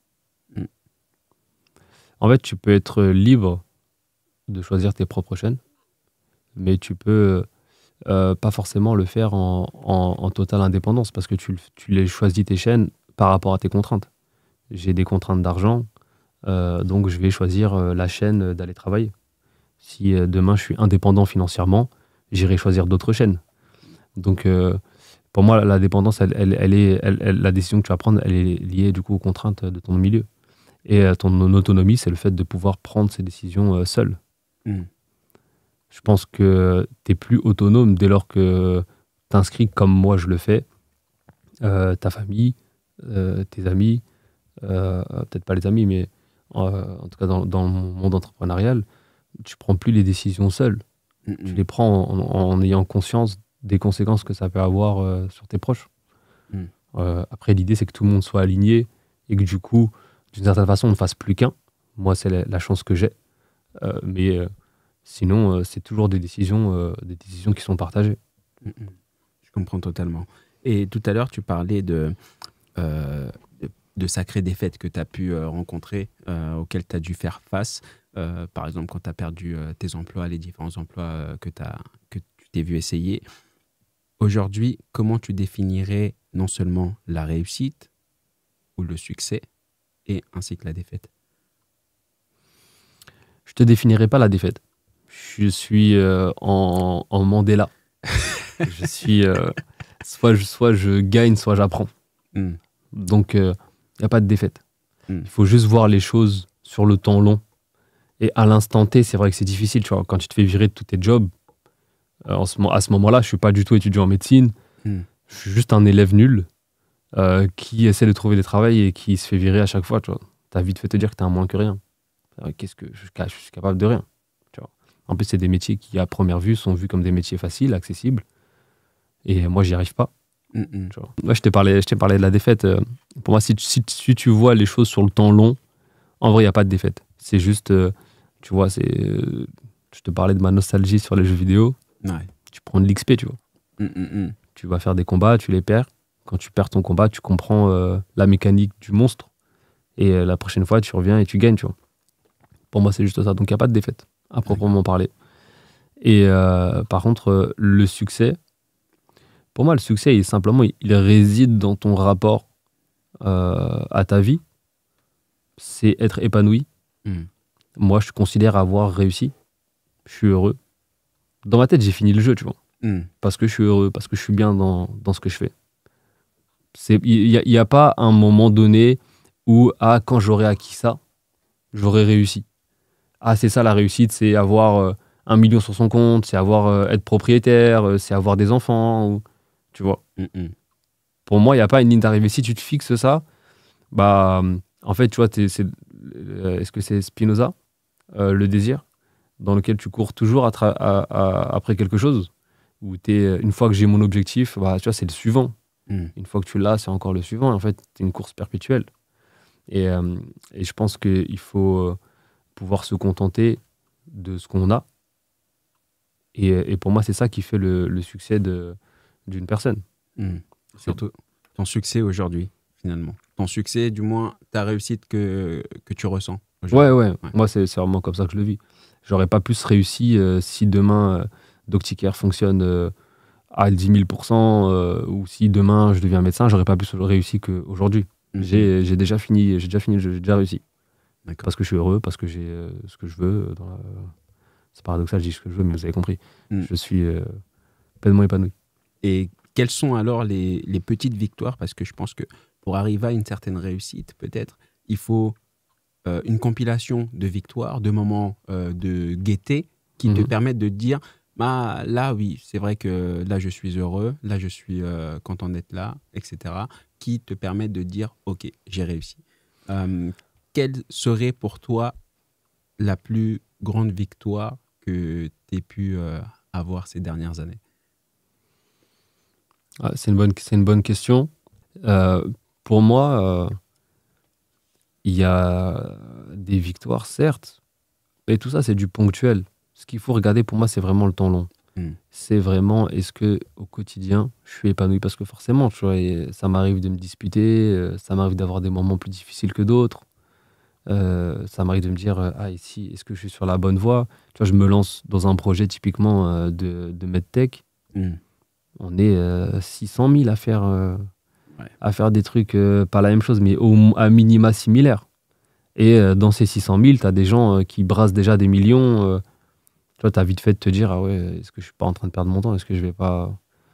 Donc, tu as des moments de haut, des moments de bas. Mais ce qui compte pour moi, c'est au quotidien comment tu te sens. Mm. Tu vois, on revient à ce qu'on disait tout à l'heure sur l'instinct. Et moi, au quotidien, je suis hyper heureux. Mm. J'ai des petites victoires, j'ai des petites défaites. Mais pour moi, tout ça, c'est pas important. Ce qui compte, c'est la façon dont j'appréhende ma vie au global. J'ai un très bon équilibre de ce côté-là. Et si je devais du coup te dire des petites victoires, c'est pour moi dans les relations que tu construis. Ça, pour moi, comment ça s'appelle? J'allais dire c'est des impondérables, mais c'est des points en tout cas qui sont nécessaires Mm. Mm. pour se construire. En tout cas, de la façon dont moi je me suis construit. C'est avoir une relation saine avec son épouse, avoir une relation saine avec sa maman, son papa, avec ses frères, ses sœurs, tu vois, avec Mm. qui tu veux, tu vois, avec tes amis, enfin, qui tu veux. Mais en tout cas, avoir des relations saines sur qui t'appuyer, Mm. Mm. qui te renvoie une belle image de toi-même, euh, des personnes avec qui tu es en confiance, où tu as une relation saine, tu vois. Mm. Mm. Mm. Je pense que c'est ces petites victoires qui font que ta confiance en toi se construit et que, in fine, tu en arrives à dire je suis heureux. Il y en a certainement, en plus, qui sont heureux. Tu vois, moi, c'est la façon dont je le vis. Tu vois, il y a des gens qui sont heureux peut-être avec personne. Il y a des gens, c'est des solitaires, ils ont besoin de personne. Quand il y a trop de gens dans leur monde, ça les dérange. Moi, je suis un animal social et j'ai besoin d'avoir un socle fort autour de moi, familial. Et donc moi, c'est ça, moi, mes petits succès, si tu veux absolument des petits succès. Pour moi, c'est ça les petites victoires qui m'amènent au succès d'être épanoui. Et toutes les définitions que tu viens de donner, est-ce que à un moment donné dans ta vie, ça a changé? Il y a eu une évolution ou c'est quelque chose que tu as toujours pensé? C'est quelque chose que j'ai toujours pensé vis-à-vis de mon entourage, mais effectivement, la définition de l'entourage a évolué. Avant, j'étais très... mes amis, c'est mes frères, au sens littéral. C'est-à-dire, je pèse le mot frère. Et pour moi, quasiment, je faisais pas de différence entre le frère avec lequel je partage la même maman et les autres. Et en fait, en grandissant, malheureusement, on se rend compte que parfois, on n'est pas considéré de la même façon que nous, on considère, que les autres vivent la relation à travers leur propre prisme. Et tu vois, c'est ni bien ni mal. Tu peux pas en vouloir aux gens. Eux, la considération qu'ils ont pour toi, elle fait écho à tout un tas de paramètres de leur propre vie. Et donc, vous pouvez facilement ne pas être aligné. Et donc, j'ai appris à accepter les émotions des autres et à, du coup, à exclure, à refermer un peu mon cercle, ma définition en tout cas de l'entourage. Je comprends totalement. Et aujourd'hui, étant donné que tu fais médecine, d'ailleurs, en faisant médecine, qu'est-ce que tu aimerais faire à la fin? Parce que là, tu es en 6e année, c'est ça? Tu as déjà pris une spécialité ou c'est une spécialité qui va venir? Non, l'année prochaine, je pourrais décider de ça parce que je suis en 6e année effective parce que j'ai validé tous mes partiels. Mais comme j'ai pris une année de césure, en vrai, globalement, c'est comme si j'étais en 5e année. Parce que je dois passer mon concours là en octobre. À l'issue de ce concours, je serai. Il y a le concours du coup là en octobre qui est écrit. Et ensuite, à la fin de l'année, il y a un concours pratique. Et à l'issue de ça, je pourrais décider de ma spécialité. Mais en vérité, je suis là pour te peindre un peu ce qui va m'arriver. Mais en vrai, j'ai déjà décidé, ce sera médecin généraliste. D'accord. C'est ce qui, pour moi, le fait le plus écho à ma vie. Parce que c'est à ce premier rideau de soins auquel j'ai été souvent confronté. Et c'est aussi ce premier rideau que je veux aider, moi, en tant qu'entrepreneur. Et donc, moi, j'aime bien l'idée du médecin de famille, du médecin qui... Tu vois, mon médecin traitant, elle me connaît depuis que j'ai 2 ans, 3 ans. Elle m'a vu grandir, elle m'a vu passer en médecine. J'aime bien cette idée-là, tu vois. Et donc, c'est ce médecin-là que je veux être. D'accord.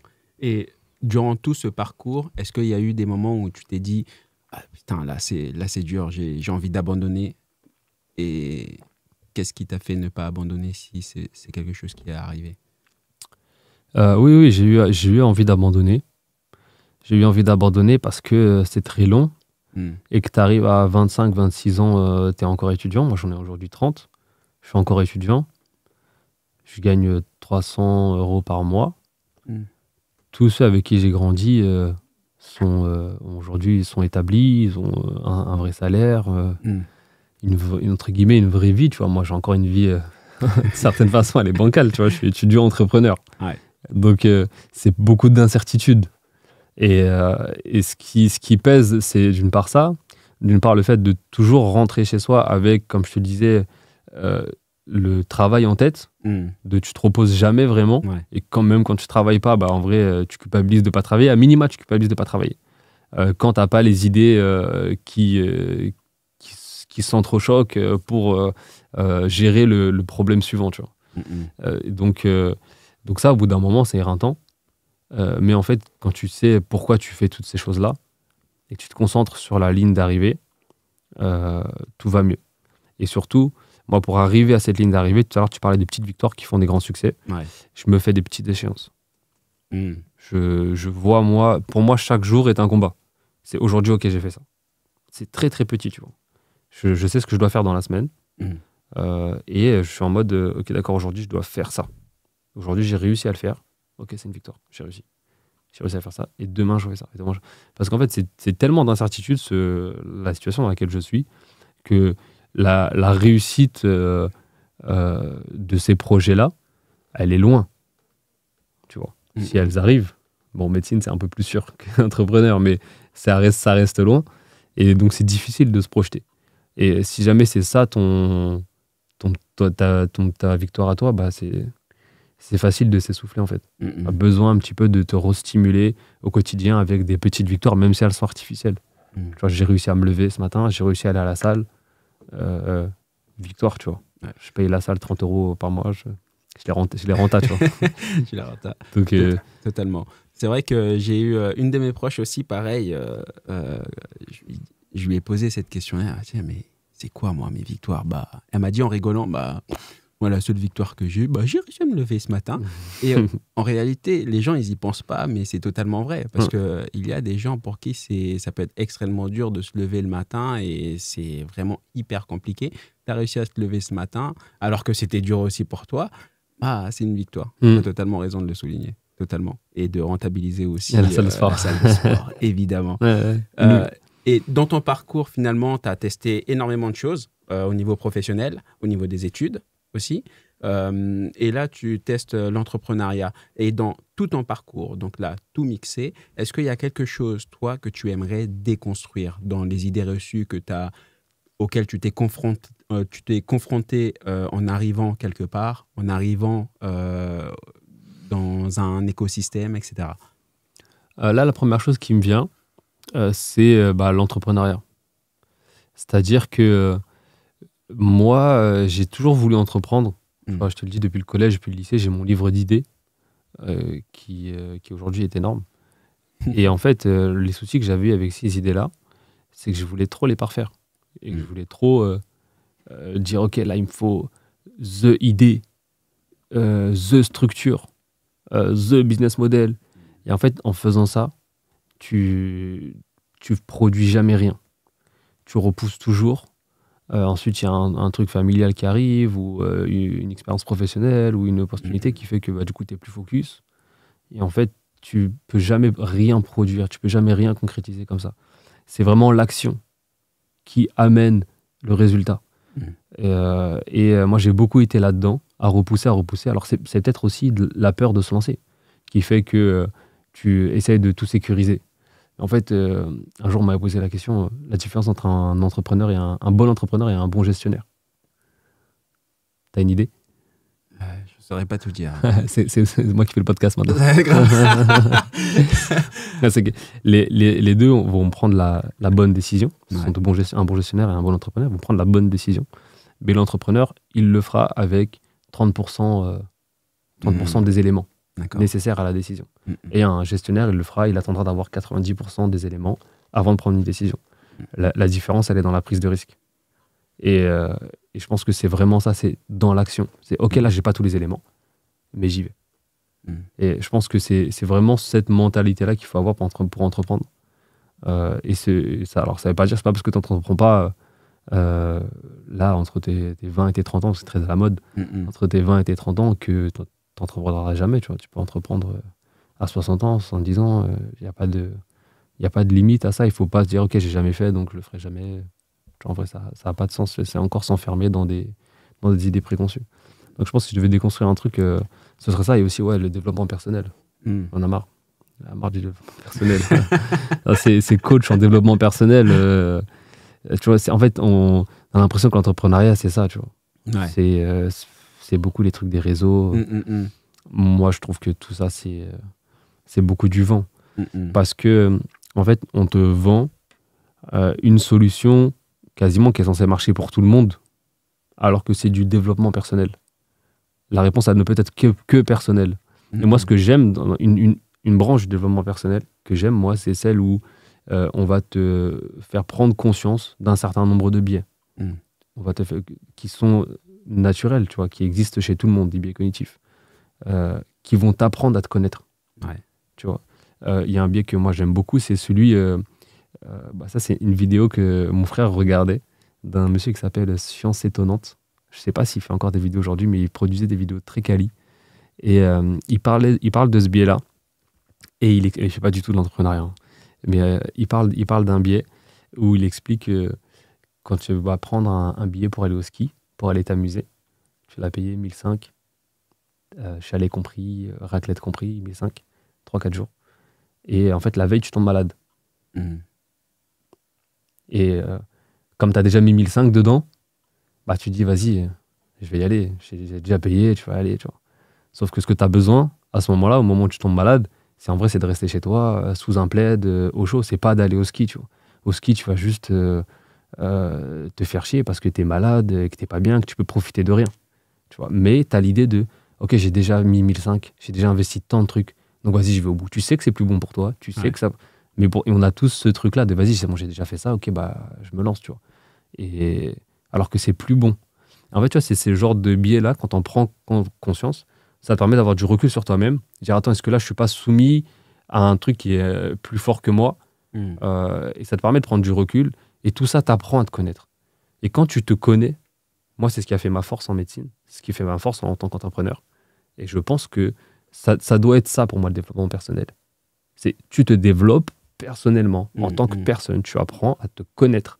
C'est ça qui, ensuite, va faire ta force. Mais ces recettes toutes faites de je te vends ma formation, pour moi, ça s'adresse à un public qui est friand du fantasme de l'entrepreneuriat. Mais l'entrepreneuriat, c'est pas ça pour moi. Donc, si je devais déconstruire un truc, bon, après, il y aurait 1000 trucs à déconstruire sur l'entrepreneuriat. C'est clair. Mais c'est les choses qui me viennent. Une belle ribambelle de choses à déconstruire dans l'entrepreneuriat.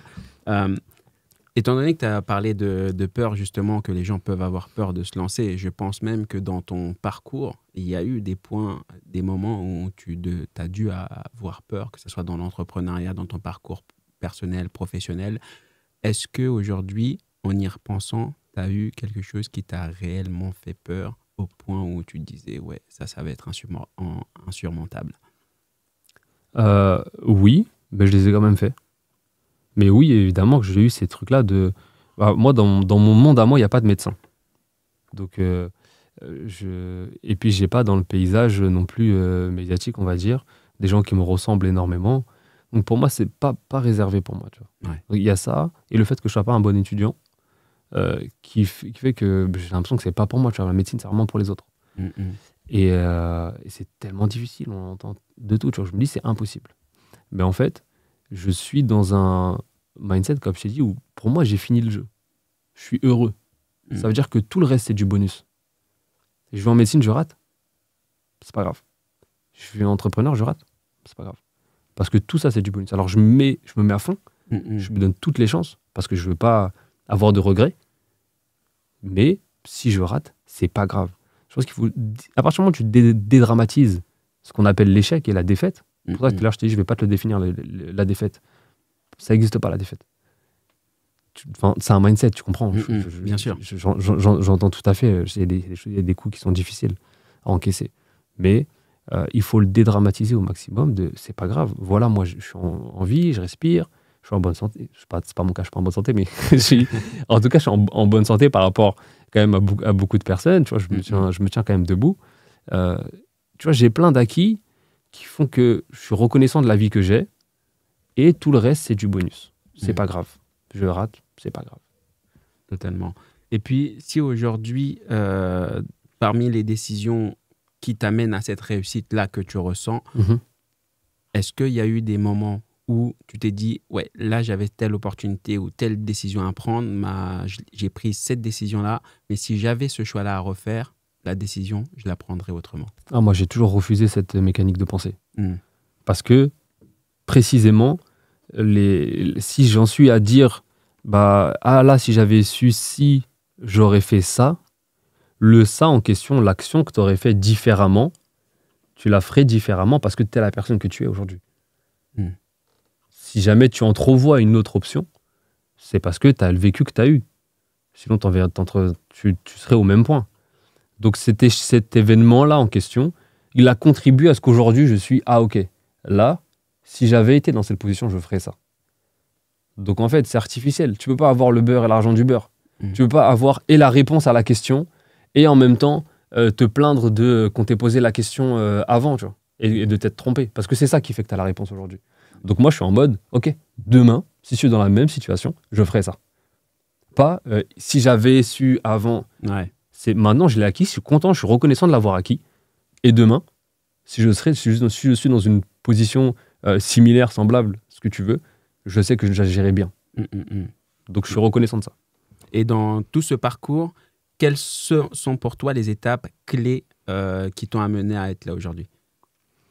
Les étapes clés, elles sont, je dirais... moi, j'ai coutume de dire que je suis le fruit des efforts des autres. Je pense... moi, je ne crois pas du tout à la méritocratie.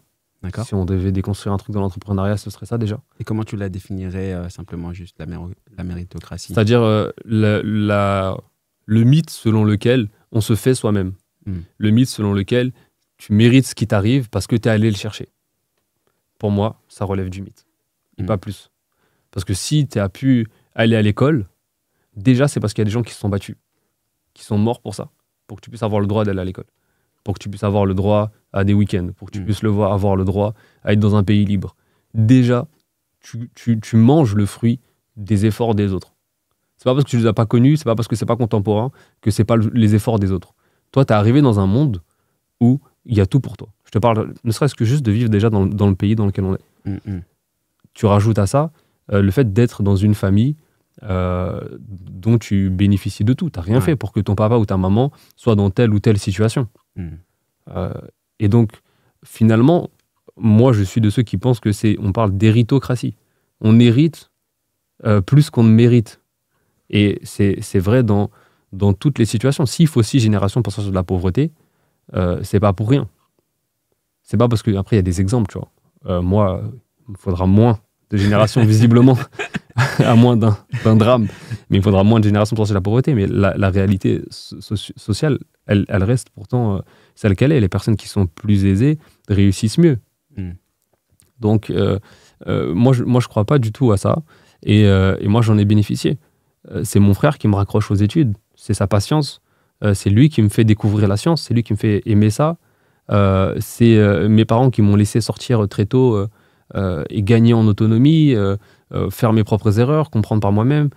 Tu vois, ils m'ont pas transmis un bagage intellectuel colossal, pour le dire respectueusement, mais ils m'ont transmis plein d'autres choses qui font que j'ai pu aller chercher ce bagage.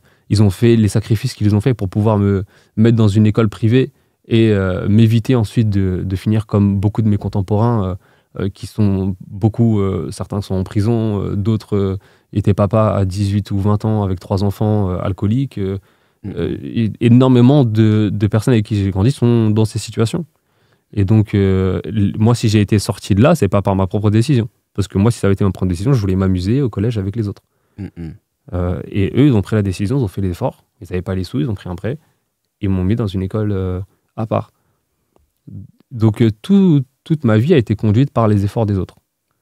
Il n'y a pas eu une étape particulière. Il y a eu une continuité. Je pense qu'il y a peut-être aussi un déclic au moment où je tombe malade. Et ça me fait prendre en maturité, ça me fait avoir du recul sur les choses. Donc il y a une vocation qui naît à ce moment-là. Mais tu vois, comme ça s'est fait sur un temps long, sur 4 ans, tu vois, pour avoir ce diagnostic, j'ai du mal à le vivre comme un événement déclic, tu vois. Genre, je le vois pas comme un coup de tonnerre dans un ciel bleu et dans lequel je dis ok, d'accord, je réalise que ma vie c'est ça, tu vois. C'est beaucoup une continuité, beaucoup la présence des autres qui fait qu'aujourd'hui j'en suis là où j'en suis. Et c'est pour ça que je te parlais tout à l'heure de la logique de recevoir. Et ensuite vient le temps de même pas de rendre, mais de donner, parce que la connaissance a ça de beau que quand tu la partages, t'en perds rien. Et donc tout le monde sort enrichi de la conversation. Quand j'échange avec toi, on s'enrichit mutuellement, ce qui est pas le cas pour la plus quasiment. J'ai pas un listing, mais tout ce que tu donnes en principe, ensuite tu en es déplété. C'est pas le cas pour la connaissance. Donc et au contraire, on bénéficie vraiment tous les deux, comme je te l'ai dit. Donc moi, je suis vraiment dans cette logique-là. D'accord. Et dans ton parcours, tu as eu, comme tu l'as dit tout à l'heure, certains mots étaient très importants.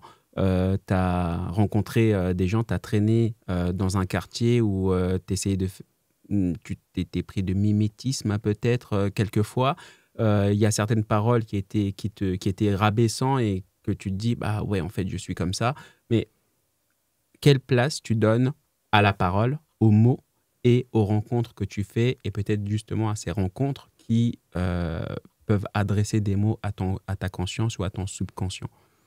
Pour moi, c'est essentiel. Les mots... déjà, moi, je comprends la question de plusieurs façons. Et déjà, l'importance de la parole, des mots, de manière générale, pour moi, elle est primordiale dans sa maîtrise. C'est ce qui façonne ta pensée. Et c'est ce qui, du coup, te permet d'agir. Une chose, elle n'existe qu'à partir du moment où elle a un mot, un nom. Ça, pour moi, déjà, c'est essentiel. Et ensuite, la façon dont les gens, du coup, s'en servent contre toi ou pour toi, c'est tout aussi essentiel. On se construit vraiment littéralement à travers ça. On se construit vraiment à travers le regard des autres, et ce regard, il se manifeste souvent par des mots. Parfois pas que. Hein. C'est du non-verbal, c'est du je traverse la route quand je te croise, c'est je te regarde extrêmement mal. Il y a plusieurs choses, tu vois. Mais pour moi, c'est essentiel. Et si tu devais te définir aujourd'hui en 3 mots, qu'est-ce que ça serait? Heureux. J'allais dire épanoui, mais c'est trop facile. On va changer de... on va changer de conscient et reconnaissant. Reconnaissant. Et est-ce que tu aurais des explicitations de ces trois propos que tu viens de dénoncer? Je pense que vous avez qu'à écouter le podcast. C'est très très bien ça. Si je dois résumer, évidemment, comme on l'a dit, je suis heureux, je suis épanoui dans ma vie, par tous grâce notamment au socle que j'ai construit et qu'on a construit avec moi, de ce cercle familial, personnel, de relations totalement saines, dans lesquelles tu as le droit à l'erreur, tu peux échanger, vous avancez ensemble, et qui pour moi est essentiel et qui constituait le goal à atteindre. Donc je suis heureux parce que j'ai accompli ce goal et qu'à partir de là, pour moi, le jeu est fini et que tout le reste c'est du bonus. C'est ce qui me permet de relativiser tous les événements négatifs, entre guillemets négatifs, qui arrivent. Conscient parce que j'estime avoir un chemin qui m'a permis de prendre conscience de qui j'étais, de bien me connaître, et que je considère qu'aujourd'hui c'est vraiment une de mes plus grandes forces. Et reconnaissant, parce que ce parcours-là, je te l'ai expliqué, il est le fruit des efforts des autres. Il est beaucoup dû à ce que les autres ont fait ou apporté pour moi de manière consciente ou inconsciente. Que ce soit les personnes avec qui j'ai vécu ou ceux qui nous ont précédés, qui ont construit le monde dans lequel on est, dans lequel on bénéficie. Et donc, je manifeste cette reconnaissance par la transmission du savoir, de mes connaissances. Et aujourd'hui, ça se matérialise principalement à travers mon activité entrepreneuriale dans laquelle j'essaye de diffuser d'une bonne façon les connaissances médicales qui sont personnalisées pour les utilisateurs et pour les médecins.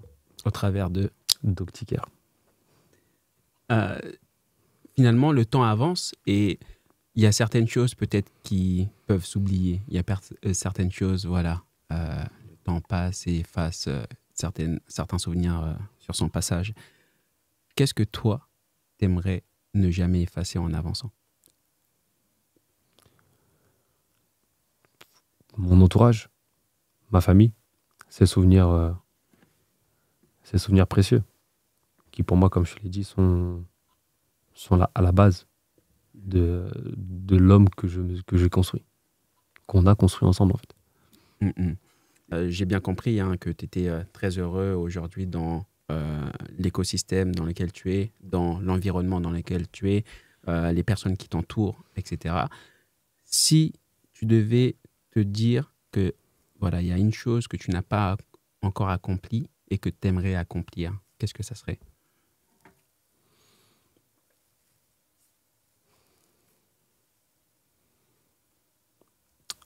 Accomplir ce que j'aimerais vraiment voir aboutir, c'est mon projet. Aujourd'hui, s'il devait être... c'est pour ça que tout à l'heure, on parlait de la concurrence dans ce domaine. Une des raisons pour laquelle elle ne me fait pas peur, c'est que si demain, ma solution devait être adoptée par tout le monde, sans que moi, je n'y contribue, pardon, pour moi, ce ne serait pas un problème. Je serais heureux de ça. Donc, parce que je pense intimement que c'est nécessaire que les professionnels et que la population générale soient équipés de ce type de solutions parce qu'elles existent et qu'elles permettent de prendre vraiment en main sa santé et de passer à côté de beaucoup d'erreurs médicales et in fine de fluidifier le parcours de soins et tout le monde en bénéficie de ça. Quand tu as une meilleure gestion de l'offre de soins, ton système de santé se porte mieux et tout le monde en bénéficie. Donc ce que j'aimerais voir accompli, c'est ça. C'est un monde dans lequel cet outil est pris en main par tous. Si j'arrive à accomplir ça, ce serait vraiment merveilleux. Si je peux être à l'initiative de ça et je me donne les moyens pour, ce serait quelque chose pour moi d'incroyable parce que je pense que ça peut vraiment pas changer la face du monde. Il faut peut-être redescendre dans l'entrepreneuriat, on est un peu mégalomane. Mais en tout cas, je pense qu'il y a une vraie valeur ajoutée au niveau de la société. Voilà, tu es passé aujourd'hui par plusieurs chemins et ta personnalité a vachement changé, ta discipline, ton comportement, ton état d'esprit a vachement changé depuis que tu étais au collège, lycée, jusqu'à aujourd'hui. Si tu devais revoir le gamin que tu étais au temps du collège, du lycée, qu'est-ce que tu lui dirais? J'essaierais de lui faire comprendre plus vite ce que j'ai acquis aujourd'hui. J'essaierais de lui faire comprendre plus vite que il peut faire des choses extraordinaires. Il n'est pas contraint de reproduire les modèles avec lesquels il a grandi. Il y a d'autres possibilités, elles sont infinies. Ouvre-toi à ces possibilités. Et après, l'enfant que je suis choisira ce qu'il veut faire.